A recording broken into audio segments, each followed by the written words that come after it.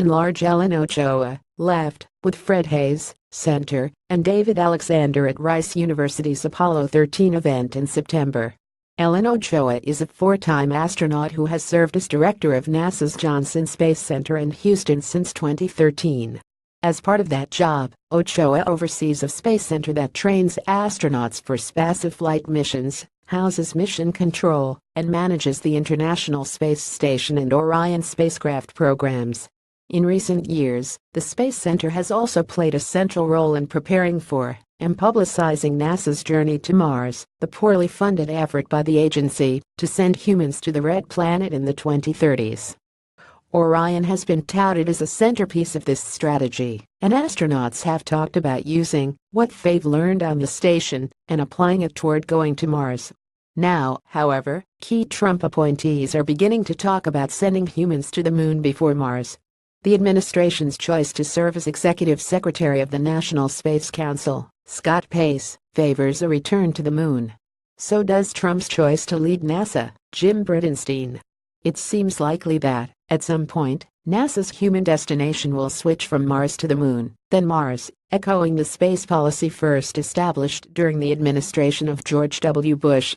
Earlier this month, on the 55th anniversary of President John F. Kennedy's moon speech at Rice University, Ochoa appeared on a stage at the university alongside Apollo 13 astronaut Fred Haise. The director of the Rice Space Institute, David Alexander, asked Ochoa how Johnson Space Center would react to such a change in direction. "Not incompatible if we do see an administration that decides to make a little bit of a turn and focus a little bit more on the moon. I think we're very well set up to do it," Ochoa replied. "It's not at all incompatible with what we're doing," she added. NASA's current plan involves testing out the Orion spacecraft and Space Launch System rocket in 2 test flights between 2019 and 2023, before starting to assemble a deep space gateway in an orbit near the moon.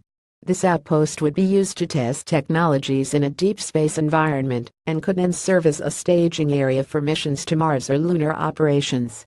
"What we've really tried to do at NASA is leave a lot of options open to develop the basic capabilities, the spacecraft Orion and the heavy lift launch vehicle, and then talk with other partners about what they are interested in doing," Ochoa said. "Then we have begun to build the infrastructure around the moon, from which a variety of things are possible. How much of the current plan will survive a rewrite by the Trump administration is unclear. For example, the Deep Space Gateway may be dropped from the budget in favor of a program to land cargo and crew directly on the moon. What seems clear, however, is that Johnson Space Center, which played the leading role in the Apollo program, would be happy to play an important part in sending humans back.